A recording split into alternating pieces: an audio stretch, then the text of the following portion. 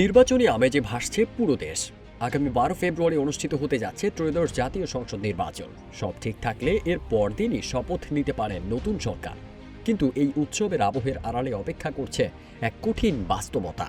ক্ষমতা গ্রহণের প্রথম দিন থেকেই নতুন সরকারকে মুখোমুখি হতে হবে এক পাহাড়সম অর্থনৈতিক চ্যালেঞ্জের। কিউব হোল্ডিংসের গল্পে সেই রেখাটি আঁকা হয়েছিল আজ থেকে 1 যুগ আগে। নকশাই আমাদের ভাষা। Cube holdings limited.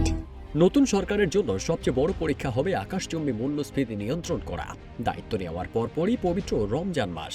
সাধারণ মানুষের নাগালের বাইরে চলে যাওয়া বাজার দর সহনীয় পর্যায়ে নামিয়ে আনা এবং দ্রব্যমূল্য নিয়ন্ত্রণে রাখাটাই হবে সরকারের প্রথম ও প্রধান অগ্নি পরীক্ষা।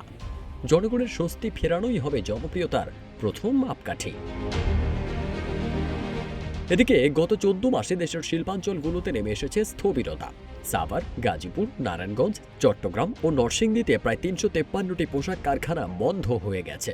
এর ফলে কর্মহীন হয়ে পড়েছেন প্রায় 1,20,000 শ্রমিক। দেশে বর্তমানে মোট বেকারের সংখ্যা দাঁড়িয়েছে 26,20,000-এ। বৈষম্য বিরোধী ছাত্র আন্দোলনের অন্যতম মূল দাবিই ছিল কর্মসংস্থান।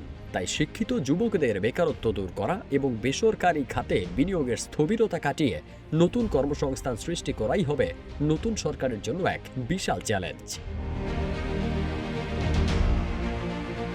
অন্যদিকে ভেঙে পড়া ব্যাংকিং খাতে শৃঙ্খলা ফেরাতে খেলাপি ঋণের লাগাম টানা এবং ডলারের বিনিময় হারের স্থিতিশীলতা রক্ষা করা হবে নতুন সরকারের অন্যতম প্রধান অগ্রাধিকার। বর্তমানে দেশের ব্যাংক খাতে খেলাপি ঋণের পরিমাণ 6,44,000 কোটি টাকা ছাড়িয়েছে, যা মোট ঋণের 36% বেশি।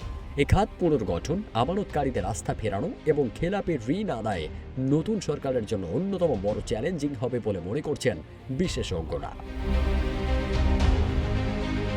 2026 সালের নভেম্বরে বাংলাদেশ স্বল্পোন্নত দেশে এলডিসির তালিকা থেকে চূড়ান্তভাবে বের হয়ে যাবে। এর ফলে বিভিন্ন আন্তর্জাতিক বাণিজ্য সুবিধা কমে আসবে, যা মোকাবিলায় রপ্তানি বহুমুখীকরণ ও রাজস্ব আয় বাড়ানোর ওপর বিশেষ গুরুত্ব দিতে হবে নতুন সরকারকে। বিশেষজ্ঞদের মতে নতুন সরকারের জন্য সবচেয়ে বড় চ্যালেঞ্জ হবে মূল্যস্ফীতি ও বাজার নিয়ন্ত্রণ, বিনিয়োগ ও কর্মসংস্থান বাড়ানো, রাজস্ব ব্যবস্থার সংস্কার, ব্যাংক খাতের স্থিতিশীলতা, বিনিময় হার ও রিজার্ভ ব্যবস্থাপনার প্রবৃদ্ধি এবং রাজনৈতিক প্রত্যাশা ও অর্থনৈতিক বাস্তবতার মধ্যে ভারসাম্য রক্ষা। সব মিলিয়ে নির্বাচনের পর নতুন সরকারের সামনে শুধু রাজনৈতিক নয়, বরং কঠিন অর্থনৈতিক যুদ্ধ অপেক্ষা করছে। ফারদিন সানি, রূপালী বাংলাদেশ।